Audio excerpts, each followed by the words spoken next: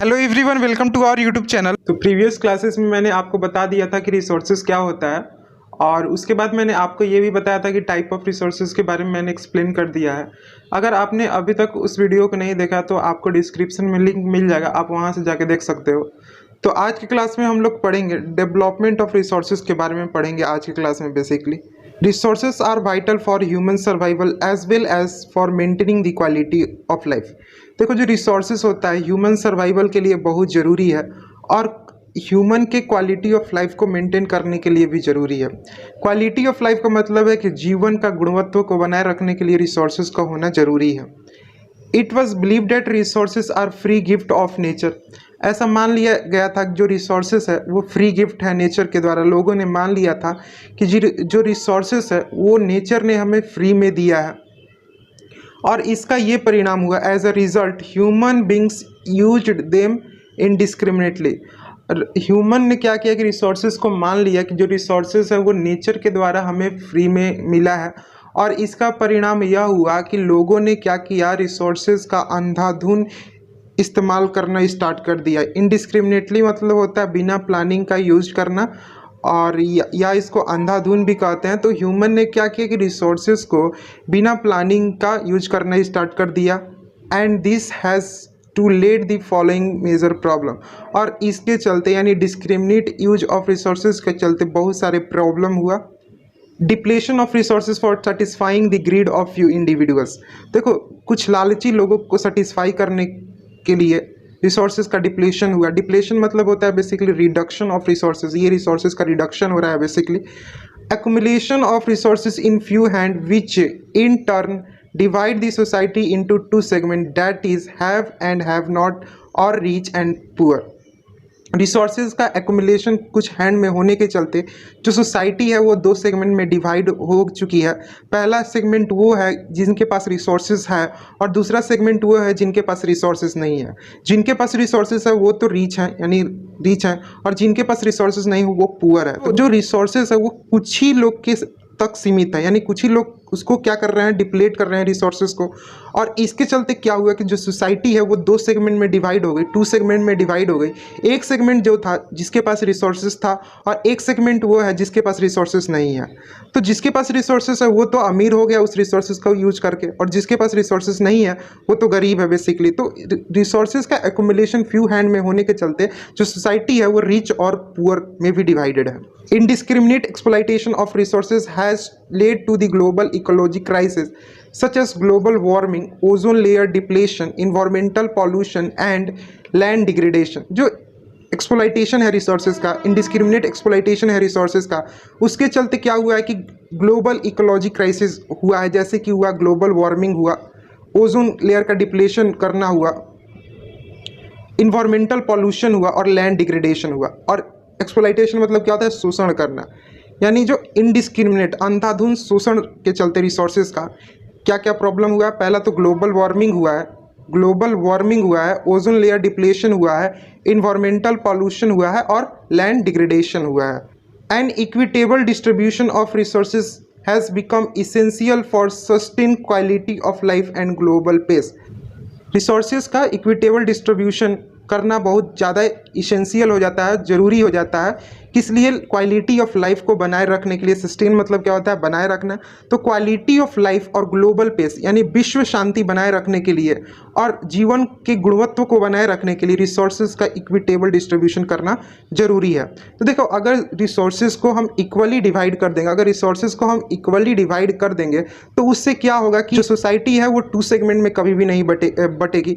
Resources को अगर हम इक्वली डिवाइड करते हैं पूरे पीपल के बीच में, तो जो सोसाइटी है वो टू सेगमेंट में नहीं डिवाइड होगी, और उसके चलते क्या होगा कि ग्लोबल पेस बना रहेगा। तो इसीलिए हमें क्या करना है कि रिसोर्सेज को इक्वली डिवाइड करना है पीपल के बीच में और कंट्रीज के बीच में। If present trend of resources depletion by few individuals और country continue, the future of our planet in danger.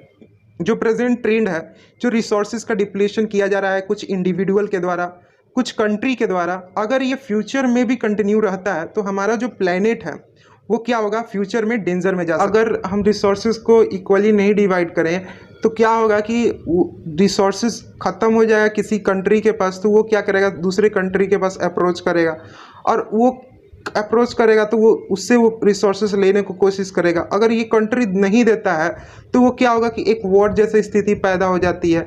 अगर रिसोर्सेज का ऐसे ही डिप्लेशन होता रहे तो इन्वायरमेंटल क्राइसिस देखने को मिल सकता है। इन्वायरमेंटल जैसे कि ओजोन लेयर का डिप्लेशन और होते रहेगा। तो हमें क्या करना है कि रिसोर्सेज को बैलेंस करके चलना है, और हमें इस तरह से रिसोर्सेज को डेवलप में करना है कि हमें वो रिसोर्सेज फ्यूचर तक बना रहे। Therefore, resources planning is essential for sustainable existence of all form of life. तो इसीलिए sustainable existence all form of life के लिए resources planning जरूरी है।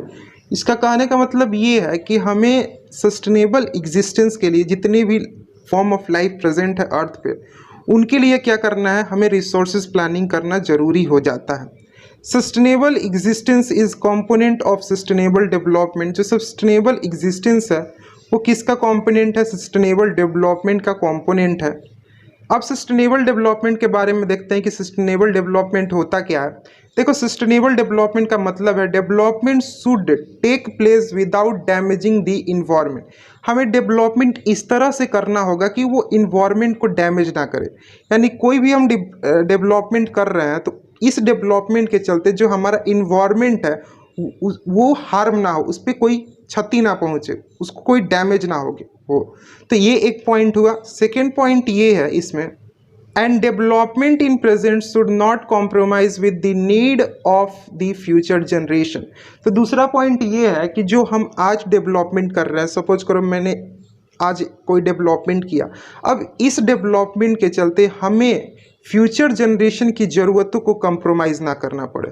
तो सस्टेनेबल डेवलपमेंट में टू मेजर थिंग आता है। फर्स्ट कि डेवलपमेंट इस तरह से होना चाहिए कि वो इन्वायरमेंट को डैमेज ना करे। दूसरा, जो हम आज डेवलपमेंट कर रहे हैं उस डेवलपमेंट के चलते हमें फ्यूचर जनरेशन में कॉम्प्रोमाइज़ ना करना पड़े। ये जो टॉपिक है आपके एग्जामिनेशन पॉइंट ऑफ व्यू से मोस्ट इंपॉर्टेंट टॉपिक बन जाता है, क्योंकि इसमें से एग्जामिनेशन में जनरली क्वेश्चन पूछ लिए जाते हैं। तो रियो डी जेनेरियो अर्थ समिट 1992। देखो, रियो डी जेनेरियो जो है एक शहर है, ब्राज़ील का एक शहर है, और यहाँ पे एक अर्थ समिट हुआ था 1992 में, बेसिकली जून 1992 में हुआ था। इसमें क्या हुआ था, लगभग 100 से ज़्यादा स्टेट के हेड यहाँ पे आए थे रियो डी जेनेरियो में, फर्स्ट इंटरनेशनल अर्थ समिट के लिए आए थे। और उस समिट में किसके बारे में एड्रेस किया, जैसे कि मेजर प्रॉब्लम रिलेटेड थे इन्वायरमेंटल प्रोटेक्शन से रिलेटेड, सोशो इकोनॉमिक डेवलपमेंट से रिलेटेड, ग्लोबल लेवल पे उसके बारे में एड्रेस किया। और इसमें एक डिक्लेरेशन साइन किया गया ग्लोबल क्लाइमेट चेंज पे और बायोलॉजिकल डाइवर्सिटी पे, और इसमें एजेंडा 21 को लाया गया। एजेंडा 21 लाने का मकसद ये था कि ये सस्टेनेबल डेवलपमेंट को अचीव किया जा सके। तो इसके बारे में देखते हैं डिटेल में। In June 1992 more than 100 head of state meet in Rio de Janeiro in Brazil. यानी 1992 में लगभग more than 100 head of state मतलब क्या कि प्रेसिडेंट आए थे। तो वो कहाँ पे मीटिंग हुआ था, वो रियो डी जेनेरियो में हुआ था, ब्राज़ील के शहर रियो डी जेनेरियो में ये मीटिंग हुआ था। किसके बारे में हुआ था, फर्स्ट इंटरनेशनल समिट के लिए ये मीटिंग किया गया था। और इस मीटिंग बुलाने का मकसद ये था कि जो अर्जेंट प्रॉब्लम है इन्वायरमेंटल प्रोटेक्शन से रिलेटेड, सोशो इकोनॉमिक डेवलपमेंट से रिलेटेड ग्लोबल लेवल पे उसको एड्रेस किया जा सके। क्या किया जा सके, उसको एड्रेस किया जा सके। The assemble leader sign a declaration on global climate change and biological diversity. जो असेंबल मतलब जो आए हुए लीडर थे, उन्होंने क्या किया, एक घोषणा पत्र, डिक्लेरेशन मतलब घोषणा पत्र साइन किया, किस पर, ग्लोबल क्लाइमेट चेंज पे और बायोलॉजिकल डाइवर्सिटी पे।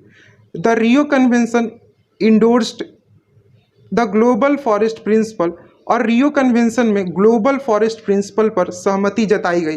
मतलब कहने का मतलब है कि यानी ग्लोबली हमें क्या करना है, फॉरेस्ट को लगाना है। और adopted agenda 21 for achieving sustainable development in 21 century.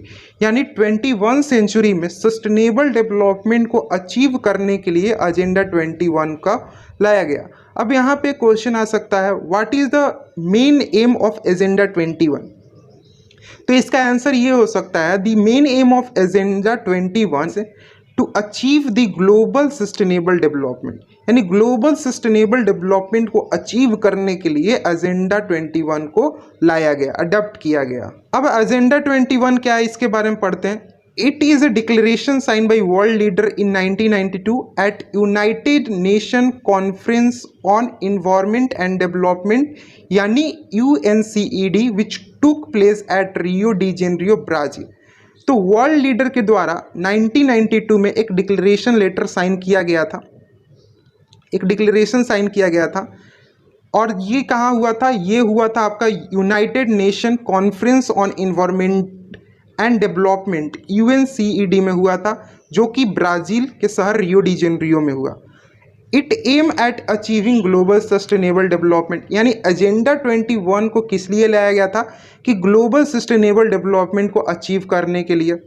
It is agenda, ये इस एजेंडा में क्या था कि हमें किससे फाइट करना है, इन्वायरमेंटल डैमेज से फाइट करना है, प्रोवर्टी से फाइट करना है, डिसीज से फाइट करना है, थ्रू ग्लोबल कोऑपरेशन, यानी ग्लोबल के कोऑपरेशन के चलते, यानी पूरे देश विश्व मिल के पूरे विश्व का कोऑपरेशन हो, कॉमन इंटरेस्ट हो, एक सहमति हो और म्यूचुअल नीड है, और शेयर रिस्पॉन्सिबिलिटी। अब शेयर रिस्पॉन्सिबिलिटी का मतलब ये है कि जितने भी देश हैं वो अपना रिस्पॉन्सिबिलिटी शेयर करें इन सारे चीज़ से फाइट करने के लिए। One major objective of agenda 21 is that every local government should draw it own local agenda 21। तो एक मेजर ऑब्जेक्टिव एजेंडा 21 का ये था कि जो हर एक लोकल गवर्नमेंट को अपना लोकल एजेंडा 21 को ड्रॉ करना चाहिए। आज के क्लास में इतना ही। नेक्स्ट क्लास में हम लोग पढ़ेंगे रिसोर्सेज प्लानिंग के बारे में। तो thank you for watching and please subscribe my channel for more.